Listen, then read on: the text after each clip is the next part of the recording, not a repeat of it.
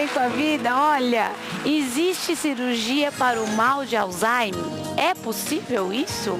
Você sabia que as mulheres sofrem mais, né, são mais cometidas a essa enfermidade, ao Alzheimer, do que os homens? Hoje eu recebo aqui no De Bem com a Vida o Dr. Júlio, que está sempre com a gente. Ele que é Júlio Pereira, neurocirurgião, está sempre com a gente aqui no De Bem com a Vida, respondendo as nossas perguntas, né? Tudo bem, doutor? Tudo Boa ótimo. tarde. Boa tarde. O Alzheimer tem sido uma sombra, né?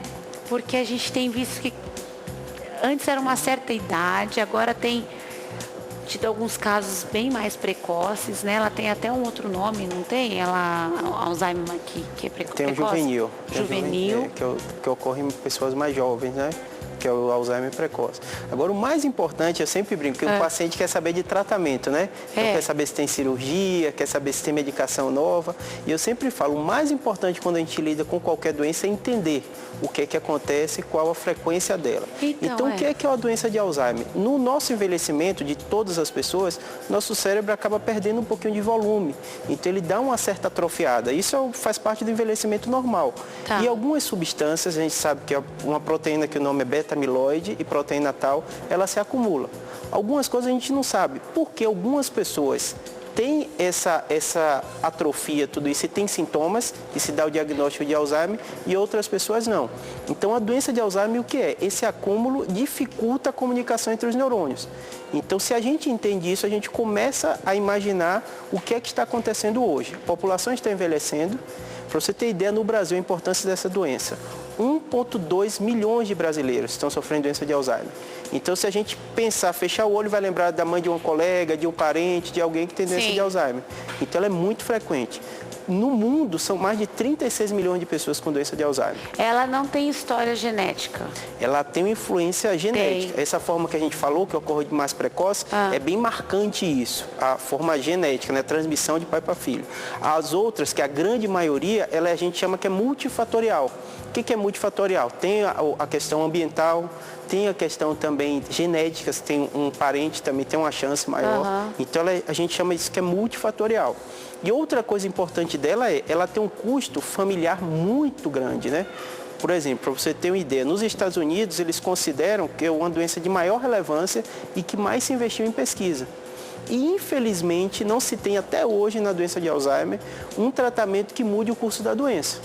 Então, você não consegue ter um tratamento que pare a evolução da doença, apesar de ter sido investido tanto nesse tipo de doença. E ela tem estágios? Ela é conhecida por estágios? Por estágios. Essa é outra dificuldade na doença de Alzheimer, o diagnóstico. Por exemplo, nem comum a gente ver alguém com queixa de memória, né? Então, às vezes, o neurologista que trata muito isso, né, recebe no consultório alguém jovem, diz, eu tô com a doença, eu acho que eu estou com a doença de Alzheimer porque a minha memória não está boa. A gente costuma dizer que a depressão e o estresse são os dois fatores mais comuns da pessoa que se queixa de memória, principalmente quem é jovem. A partir dos 65 anos, a incidência de doença de Alzheimer, aí sim aumenta muito. Para você ter ideia, em números, 17% das mulheres acima de 65 anos têm uma chance grande de ter doença de Alzheimer. Então, um número alto, 17%. De homem, esse número cai para 9%. A gente não sabe explicar bem por que é mais frequente na mulher. É isso que eu ia perguntar para o doutor, porque uma questão hormonal, será? Não, alguns acreditam fator hormonal, mas outros acreditam, que eu também, eu compartilho essa crença, é que é relacionado porque a mulher vive mais. Então, a mulher vive 5 anos mais que o homem, isso o IBGE mostra no Brasil. Então, assim, como ela vive mais, ela está mais propensa, porque o envelhecimento normal dos neurônios, ele faz essa dificuldade de comunicação. E doutor, a gente viu agora nos últimos dias, nos últimos tempos, um senhor de 77 anos que foi operado na Paraíba. Perfeito. E foi colocado um marca-passo. Né? Um marca-passo. Isso. Como que isso funciona? Perfeito. E que estágio ele estava? Perfeito. Como a gente entendeu a doença, que é essa dificuldade de comunicação dos neurônios, o que é que esse DBS, que traduziram para português como marca-passo, faz? Ele fica na região que é responsável pela memória e ele começa a dar estímulo. Então, uma coisa importante, por isso que eu coloquei esse gráfico, o que acontece? Retornando, a gente sabe que existem fases de pesquisa científica. Então, assim, está em estudo fase 1, que a gente chama. O que é o estudo fase 1? Hoje a gente não pode dizer que existe tratamento para cirurgia para doença de Alzheimer. Então, você não pode procurar um médico e tentar fazer isso, porque isso ainda está em fase 1. Então, não há tratamento. Ainda não há tratamento que mude o curso da doença. Você consegue ter um controle, que o neurologista faz, com medicações e outras atividades. Mas não existe um tratamento que diga parou a evolução da doença de Alzheimer ou regrediu a doença de Alzheimer. Isso não existe. O que esse estudo mostrou, fase 1, que é com um grupo pequeno de pacientes, foi feito no Canadá e agora estão fazendo alguns estudos no mundo, é que em alguns exames mostrou que esse paciente parece não progredir a doença. Por que eu estou usando tanto se parece, né? Porque ainda é um grupo pequeno de pacientes. O que a gente pode dizer no estudo fase 1 é que ele é um tratamento seguro. Se reverte a doença ou não, a gente vai ter que passar para as outras fases.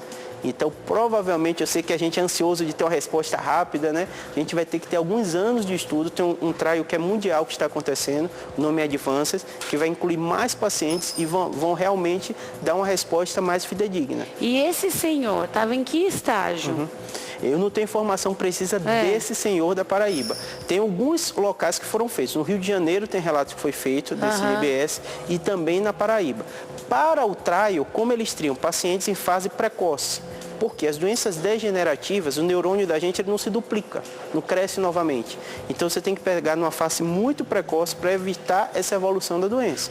Mas de qualquer jeito, como eu estava explicando, isso é um trial, então é pesquisa. Você tem que ir para um centro que tenha pesquisa para daí sim poder ver se você pode ser incluído ou não nesse trabalho. E a memória de quem passa por uma cirurgia como essa, né? Aí tem... fica boa? Isso, Essa é a pergunta que todo mundo quer responder, a gente ainda não tem essa resposta. Esse seria o marca-passo. O que revolucionou a neurocirurgia, esse tratamento? Por exemplo, doença de Parkinson. Tem pacientes que têm um comprometimento muito grande do tremor e as medicações não ajudavam mais no tratamento. Então, a gente sabe onde é a área motora, se colocou esse marca-passo onde se regula essa movimentação, os pacientes param de tremer. Pra você ter ideia como é curioso, se você botar no YouTube, você encontra um monte de vídeo, porque até dentro do intraoperatório, o paciente fica acordado, o médico coloca isso e quando liga o aparelho, ele para de tremer. Então foi algo que mudou muito o tratamento nessa doença. E começou a se fazer alguns estudos para outras. Vou te dar um exemplo que está acontecendo aqui. O HCO faz um estudo com obesidade, colocando marca-passo nessa área de saciedade, também é estudos. Tem alguns estudos sendo feitos para a depressão também. Então, assim, são caminhos que a neurocirurgia tem tomado para fazer o tratamento que a gente chama de tratamento funcional. E a doença de Alzheimer é a mesma coisa, porque é uma doença que é difícil de tratamento, a população está ocorrendo cada vez mais e, infelizmente, a gente até hoje não existe um tratamento que mude o curso da doença. E quais são os efeitos colaterais de um marca-passo desse? A gente tem experiência nas outras doenças. Na doença de Alzheimer é um público muito pequeno que ainda foi submetido de pacientes. No marca-passo para Parkinson, que isso já é autorizado pela Anvisa, pela FDA, o médico pode pedir no consultório, a gente tem um risco da infecção. Nossa pele tem bactéria, então você cortar e colocar uma prótese tem esse risco. Isso é na faixa de 1 a 2%. E na hora de implantar o marca-passo, de ter um sangramento local, que também é nessa faixa de 1 a 2%. Então a gente fala que o risco global do procedimento é de 3 a 4%. Então é um risco relativamente baixo com um procedimento neurocirúrgico. Com a margem de segurança grande, a maioria dos pacientes eles mudam muito a qualidade de vida. Depois, para a doença de Parkinson. Para a doença de Alzheimer, a gente ainda está lá atrás nas pesquisas, né? Está na fase bem inicial. Entendi. E essa pessoa, ela tem como desligar o aparelho? Isso que é super curioso, né? Você está perguntando assim com um olhar de espanto, porque justamente olha como a tecnologia chegou. O aparelho ele tem uma bateria e ele, fora, por magnetismo, a gente consegue regular ele. Então ele pode dar mais estímulo, menos estímulo. Ele tem 3 pontinhas magnéticas que a gente pode aumentar ou não esse estímulo. Então assim, sem fazer uma nova cirurgia, apenas externamente. Que seria essa foto? Que seria essa foto aqui. Mas não teria esse fio, né? Esse fio fica interno, pelo subcutâneo. Tá. E chega até lá nessa região. E é por aqui que você regula, aumenta ou não a estimulação. Isso para Parkinson já está no dia a dia. Diariamente aqui em São Paulo, você tem alguns pacientes submetidos a esse tipo de cirurgia. Então, ocorre. Mas, de qualquer jeito, né? Qualquer procedimento cirúrgico... Mas o Parkinson também tem que alcançar os estágios? Perfeito, isso mesmo. A indicação, o paciente com doença de Parkinson, ele tem um neurologista que acompanha ele e alguns casos selecionados, que é uma minoria, que precisa do procedimento. Porque não conseguiu controlar com as medicações esses tremores. E às vezes compromete muito a qualidade de vida do paciente.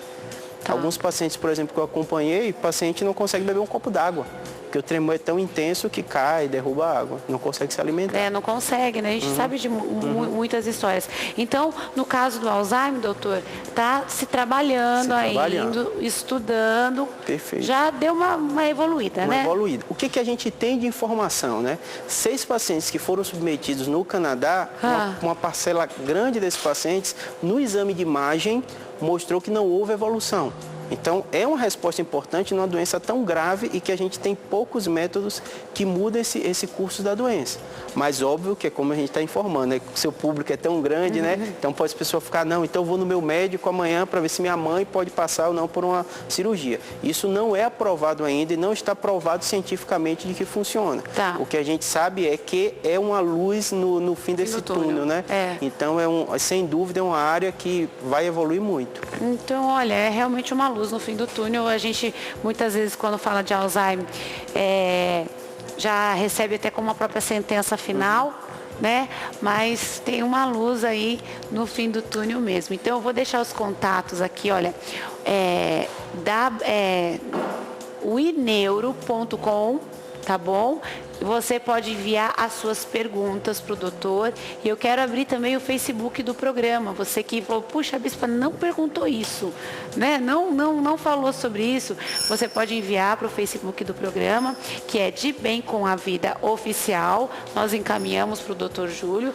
E doutor, volte, né? Porque esse assunto, a gente tem assunto. E sem dúvida. Né? Tem assunto, porque como o próprio doutor falou, quem hoje, quando fala-se de Alzheimer, não lembra da tia, do amigo, com certeza, da mãe, de alguém que conhece.